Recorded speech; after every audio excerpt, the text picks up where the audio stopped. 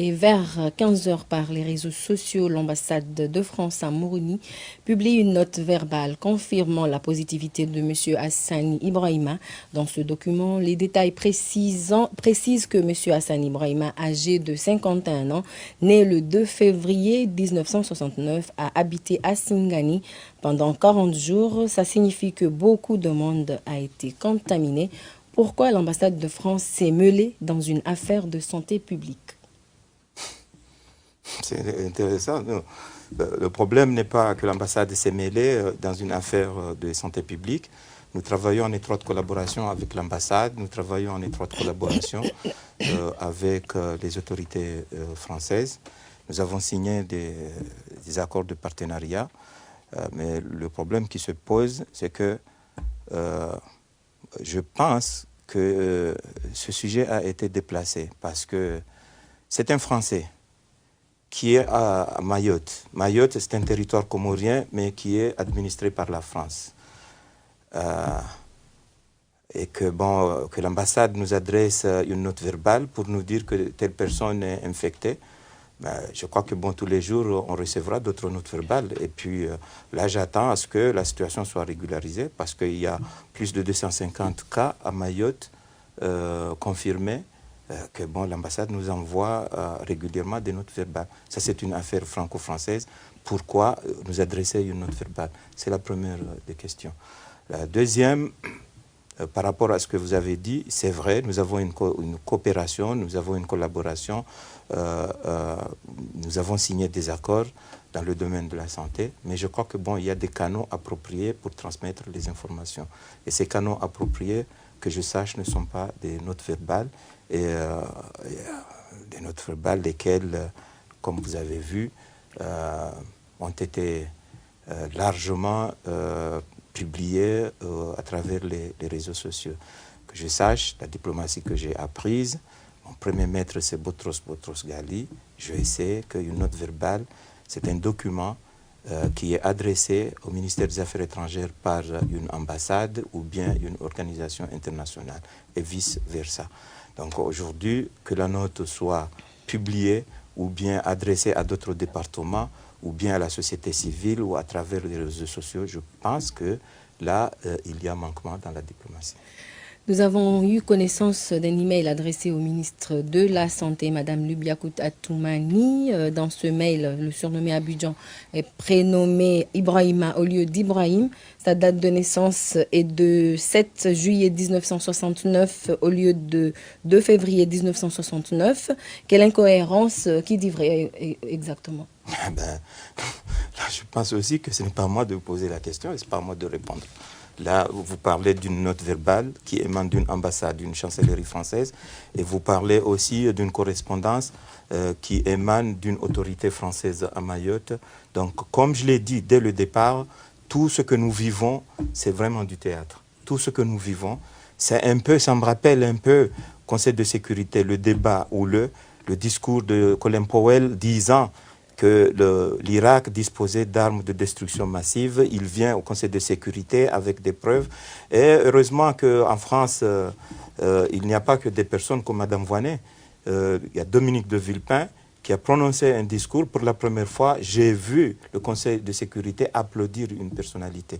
Et ce discours est entré dans les annales de l'histoire diplomatique du monde contemporain, réfutant les preuves de Colin Powell et de l'administration américaine disant qu'il n'y a pas d'armes de destruction massive en Irak.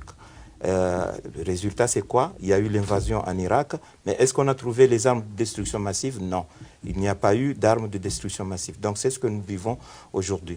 Là, vous nous parlez d'un cas, quelqu'un qui a séjourné chez nous pendant un mois et qu'il n'y a pas eu de signes, il n'y a pas eu de symptômes qui se sont manifestés, il n'y a pas eu de contamination, il n'y a pas eu, alors que nous voyons ce qui se passe tous les jours en France, en Italie, en Espagne, ou bien je peux admettre que, c'est vrai, il y a le coronavirus dans notre pays, mais le coronavirus qui existe dans notre pays est inoffensif. C'est-à-dire, il n'est pas comme celui que les gens ont connu en France, en Espagne ou en Italie. Dans ce même courrier, Mme Voynet dit avoir eu connaissance le 10 avril 2020 d'un scanner pulmonaire d'un patient comorien décédé et il s'agit du grand moufti qui est décédé 2 jours avant, c'est-à-dire le 8 avril 2020. Dans son papier, les images montrent une forme grave du Covid-19.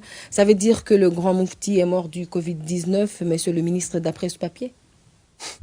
Bon, encore une fois, je ne suis pas médecin pour interpréter ce qui a été dit dans ce papier de Mme Voynet.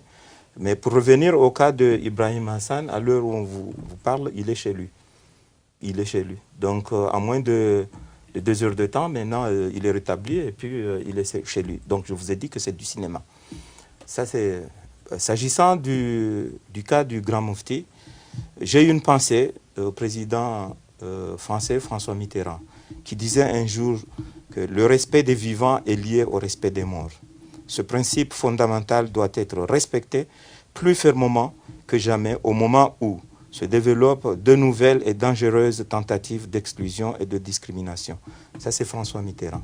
Donc, Mme Voynet, ancien ministre, médecin, que je respecte beaucoup, je pense qu'elle a failli sa mission. Ici, en question d'éthique et de moralité, il y a eu violation du secret médical, il y a eu violation du secret professionnel, il y a eu violation d'une vie privée qui risque de causer des troubles au niveau de notre société. Et là, je regrette que les autorités de Mayotte sont tombées vraiment bas à ce point.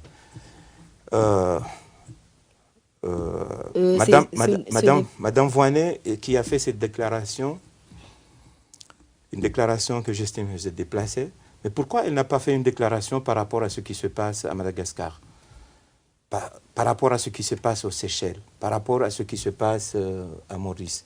Pourquoi elle fait une déclaration au nom des Comores? Est-ce qu'elle ne sait pas que depuis le 6 juillet 1975, les Comores sont indépendantes?